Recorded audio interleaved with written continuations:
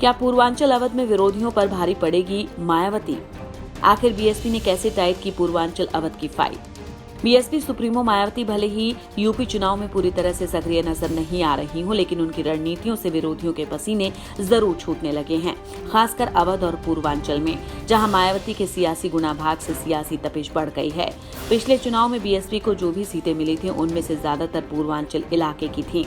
ऐसे में इस बार पूर्वांचल में चुनावी लड़ाई बेहद दिलचस्प हो गई है।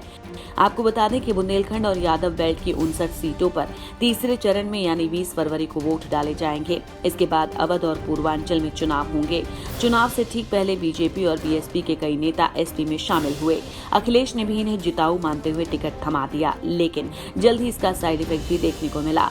अवध और पूर्वांचल में उम्मीदवारों का ऐलान होते ही एसपी के कई पुराने नेता बागी हो गए और सभी बीएसपी से टिकट पर चुनावी मैदान में उतर गए। खास बात यह है कि बुंदेलखंड, अवध और पूर्वांचल की कई सीटों पर बीएसपी से मैदान में उतरे बागी एसपी और बीजेपी से सीधा मुकाबला करते दिख रहे हैं।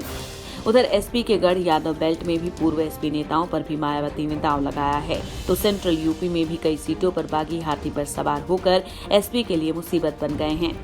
दरअसल यूपी चुनाव में बीएसपी के तमाम कद्दावर नेता या तो पार्टी छोड़कर चले गए या फिर उन्हें मायावती ने बाहर का रास्ता दिखा दिया।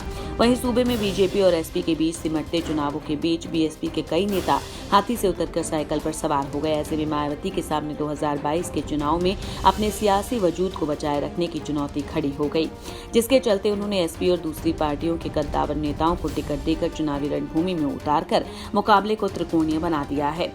बीएसपी ने आखिरी मौके पर आए बीजेपी और एसपी के चेहरों को न केवल टिकट दिया बल्कि उनके लिए पहले से अपने घोषित प्रत्याशी भी बदल दिए। बीएसपी ने इस रणनीति और बागियों के सहारे एसपी बीजेपी की मुश्किलें बढ़ा दी। पार्टी को लगता है कि दूसरे दलों के प्रभावी चेहरों को टिकट देने से चुनाव में उसकी स्थिति बेहतर हो सकती है। साथ ही कोर वोट के साथ दूसरे दलों के असंतुष्ट वोट को साधने में भी उसे मदद मिलेगी।